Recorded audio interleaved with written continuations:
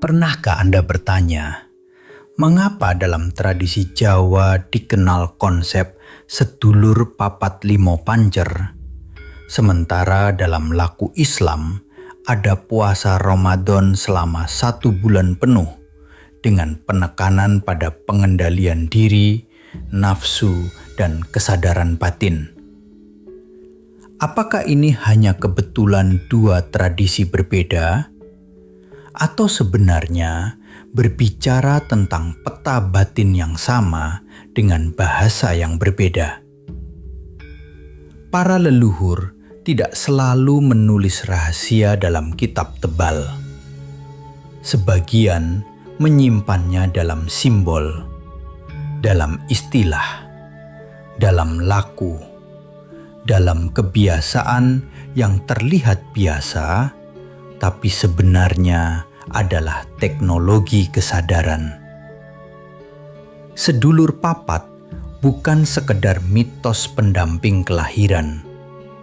Ia adalah cara orang Jawa kuno membaca struktur batin manusia. 4 dorongan, 4 arus, 4 bayangan diri yang selalu mengitari satu pusat, yaitu pancer. Dan menariknya, seluruh laku puasa Ramadan justru berputar di titik yang sama: penertiban dorongan, penjernihan pusat, dan penguatan kesadaran inti. Video ini bukan untuk memperdebatkan tradisi. Ini adalah undangan untuk melihat pola. Karena ketika dua jalur kebijaksanaan yang berbeda menunjuk ke arah yang sama, biasanya di sana ada kebenaran yang lebih dalam. Kita akan membuka lapisan demi lapisan bagaimana para wali menyelaraskan simbol lokal dengan ajaran spiritual, bagaimana puasa tidak hanya menahan lapar, tapi menata 4 saudara batin, dan mengapa pemahaman ini bisa mengubah cara Anda menjalani Ramadan sepenuhnya. Pelan-pelan, karena rahasia seperti ini tidak dibuka dengan keras. Ia dibuka dengan sadar. Tunggu perintah Anda untuk lanjut ke bagian konteks historis dan filosofis. Sebelum kita masuk lebih jauh, saya ingin tahu, tulis di kolom komentar dari kota mana Anda menonton video ini. Sebutkan kotanya. Karena menariknya, pengetahuan seperti ini justru hidup diam-diam di banyak daerah. Diturunkan lewat tutur, simbol, dan laku, bukan selalu lewat buku. Dalam khazanah spiritual Jawa, konsep sedulur papat limo panjer sudah dikenal jauh sebelum orang mengenal istilah psikologi modern. Ia berbicara tentang 4 unsur pengiring hidup manusia sejak lahir. Sering disimbolkan sebagai ari-ari, darah, air ketuban, dan tali pusar.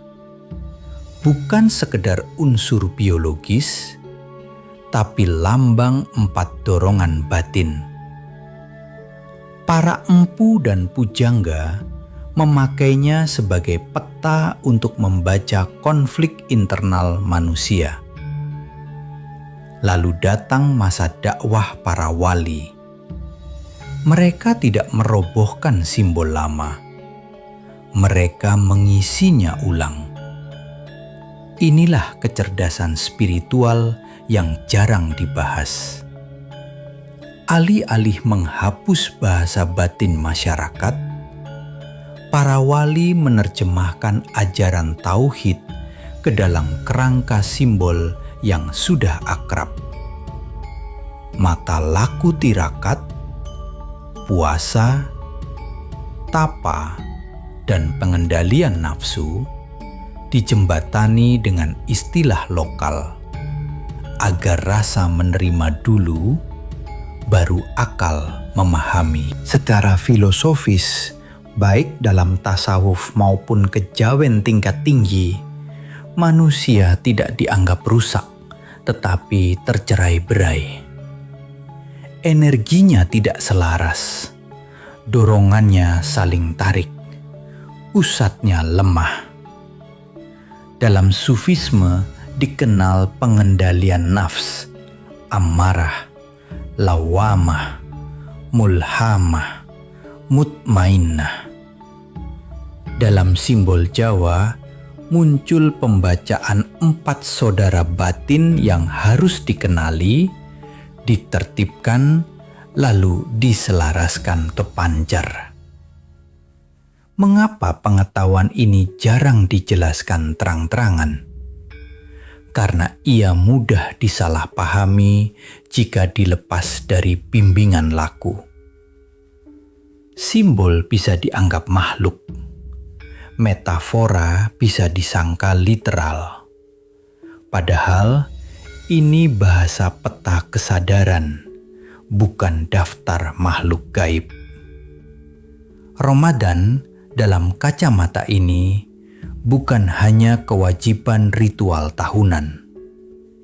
Ia adalah musim rekayasa batin massal.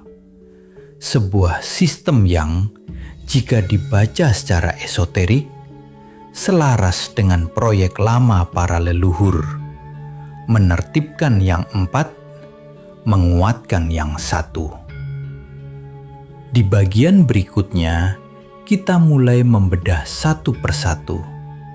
Siapa sebenarnya 4 saudara itu di dalam diri Anda? Dan mengapa puasa adalah kunci untuk membuat mereka berhenti menguasai pancer? Sekarang, tarik napas perlahan. Turunkan bahu Anda. Longgarkan rahang. Dengarkan bagian ini dengan tenang, karena yang akan kita bahas bukan sesuatu di luar diri Anda, tapi struktur di dalam kesadaran Anda sendiri. Sedulur papat sering disalahpahami sebagai 4 makhluk pendamping. Padahal dalam pembacaan batin tingkat dalam, ia adalah 4 arus dorongan dalam diri manusia. 4 suara yang selalu berbicara, kadang berbisik, kadang berteriak, memperebutkan kendali atas pancar, pusat keputusan Anda. Bayangkan diri Anda seperti sebuah kerajaan. Pancernya adalah raja. Tapi raja ini jarang sadar bahwa ia raja, karena terlalu sibuk ditarik 4 penasehat yang keras kepala. Yang satu ingin kenyamanan dan kenikmatan. Yang satu ingin pengakuan dan pujian. Yang satu ingin kuasa dan dominasi. Yang satu lagi ingin lari dan bersembunyi. 4 arah, 4 dorongan, 4 saudara. Disinilah nada saya perlu lebih tegas. Selama Anda tidak mengenali 4 dorongan ini, Anda tidak benar-benar memilih. Anda hanya bereaksi. Anda merasa memutuskan, padahal Anda didorong. Puasa masuk sebagai alat pemutus otomatis. Saat asupan dipotong, olah diperlambat, kenikmatan ditahan, 4 dorongan itu mulai gelisah. Mereka muncul ke permukaan. Orang yang tidak paham akan berkata, puasa bikin emosi. Orang yang paham berkata, puasa menampakkan siapa yang selama ini mengendalikan. Ketenangan bukan berarti tidak ada gejolak. Ketenangan adalah kemampuan melihat gejolak tanpa langsung tunduk. Sekarang, rasakan napas Anda lagi. Masuk, keluar. Saat lapar muncul, itu bukan hanya sinyal tubuh. Itu panggilan observasi. Siapa yang marah? Siapa yang menuntut? Siapa yang ingin melanggar? Itulah salah satu saudara sedang berbicara. Arawali tidak sekedar mengajarkan menahan makan. Mereka sedang melatih muridnya duduk di kursi panjer, mengamati 4 arus tanpa terseret. Namun di sini letak jebakan halusnya. Banyak orang menahan lapar, tapi tetap memberi makan egonya. Secara lahir, puasa. Secara batin, tetap liar. Di bagian berikutnya, kita akan masuk lebih dalam.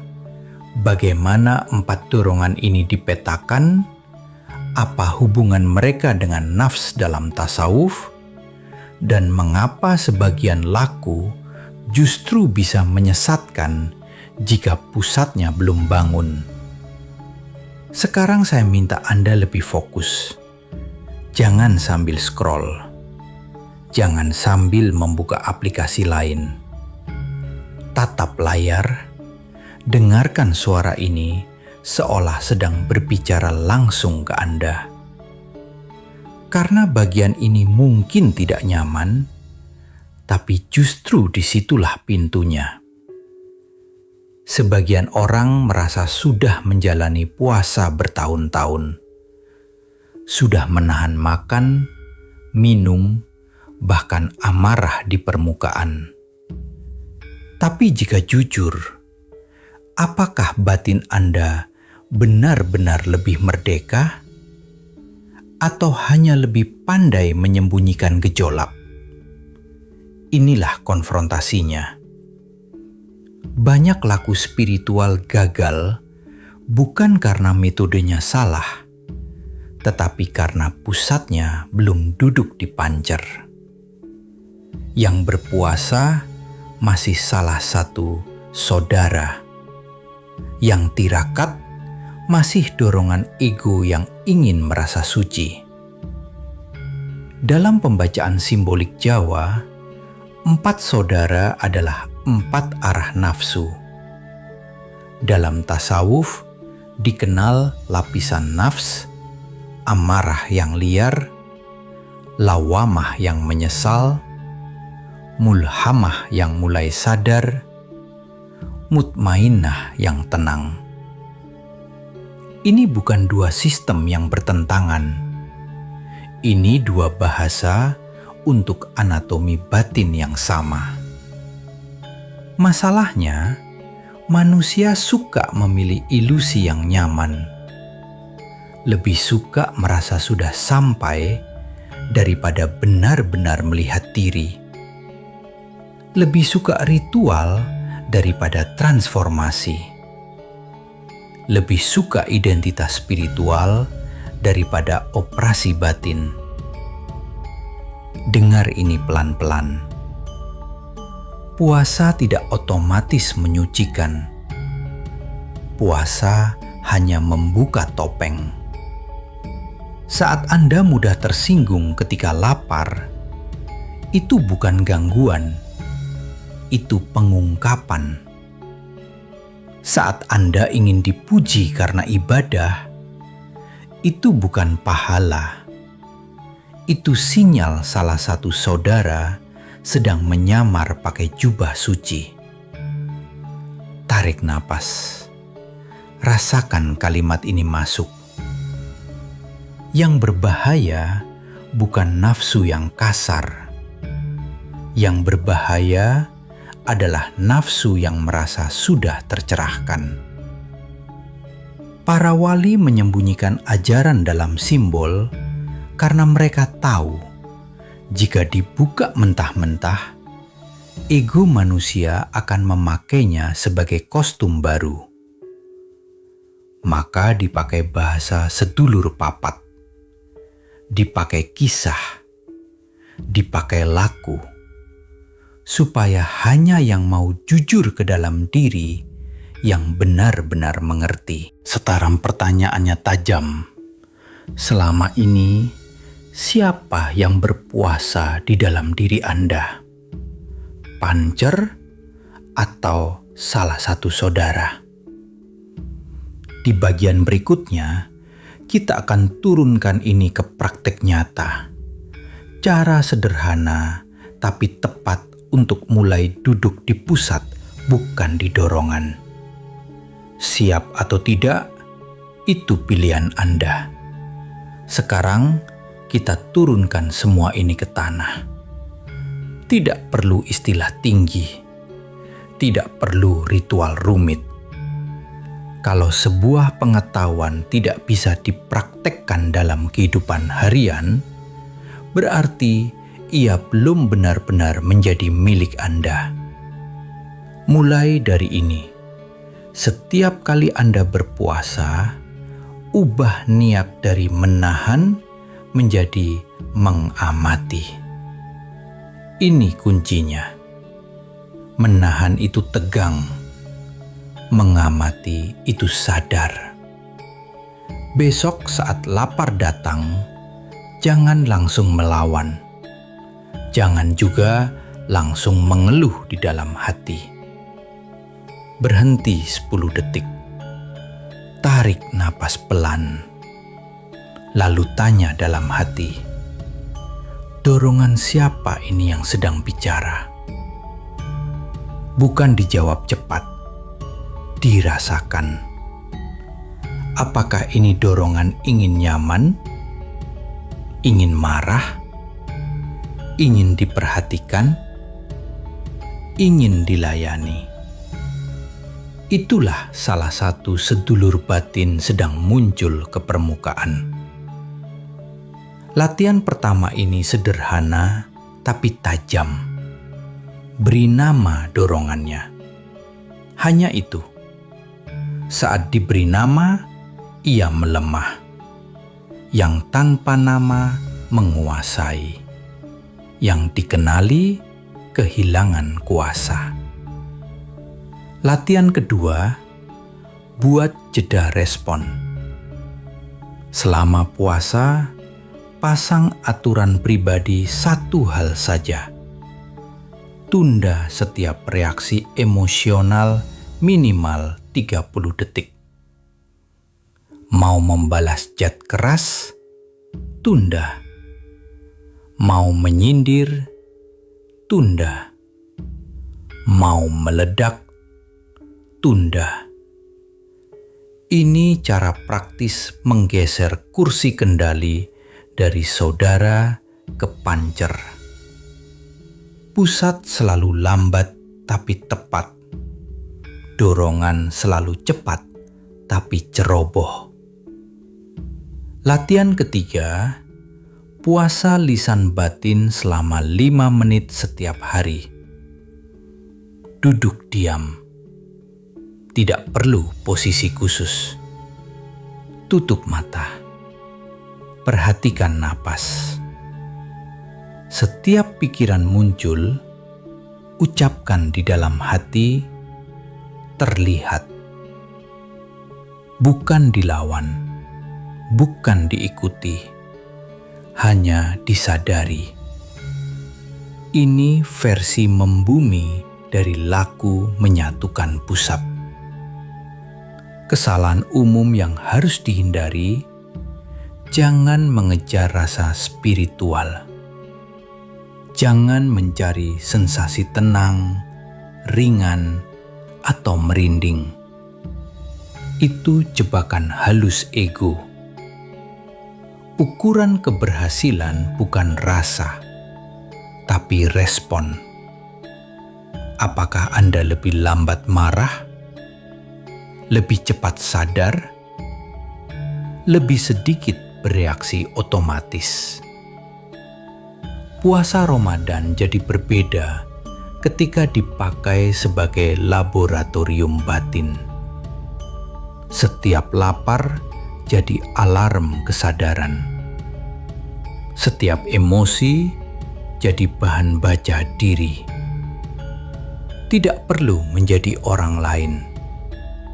Tidak perlu terlihat suci. Cukup satu hal, lebih jujur mengamati diri sendiri setiap hari. Di bagian penutup nanti, kita akan satukan semuanya. Dan saya akan tinggalkan satu pertanyaan yang mungkin akan terus terngiang setelah video ini selesai. Sekarang kita kembali ke pertanyaan awal. Sedulur Papat dan Ramadan bukan kebetulan. Keduanya berbicara tentang hal yang sama dengan bahasa berbeda. Yang satu memakai simbol leluhur, yang satu memakai syariat langit. Titiknya tetap satu, penertiban dorongan, penguatan pusat, kebangkitan pancar. Masalahnya bukan pada kurangnya ilmu, masalahnya pada kejujuran melihat diri. Banyak orang ingin membuka rahasia spiritual, tapi menolak membuka topeng pribadinya sendiri. Ingin tahu simbol terdalam, tapi tidak tahan melihat nafsunya sendiri bekerja. Ingin merasa dekat dengan Tuhan, tapi masih dikuasai reaksi paling dasar. Ini yang menohok. Puasa tidak mengubah siapa Anda. Puasa menampakkan siapa Anda. Jika setelah Ramadan Anda tetap sama mudahnya tersinggung, sama cepatnya menyalahkan, sama liarnya dorongan, maka yang berpuasa hanya tubuh, bukan pusat, bukan pancer. Para wali tidak membangun manusia yang rajin ritual. Mereka membangun manusia yang sadar pusat. Tenang saat ditarik 4 arah, jernih saat lapar, lurus saat dipuji, stabil saat ditekan. Sekarang pertanyaannya bukan lagi apa itu sedulur papat, bukan lagi apa makna puasa. Pertanyaannya lebih tajam. Siapa yang memegang kemudi hidup Anda hari ini? Pancer atau dorongan? Jika pembahasan seperti ini membuka sudut pandang baru untuk Anda, lanjutkan perjalanan ini bersama saya. Tulis insight paling menampar yang Anda rasakan di komentar, dan bagikan video ini kepada satu orang yang sedang serius menata batinnya.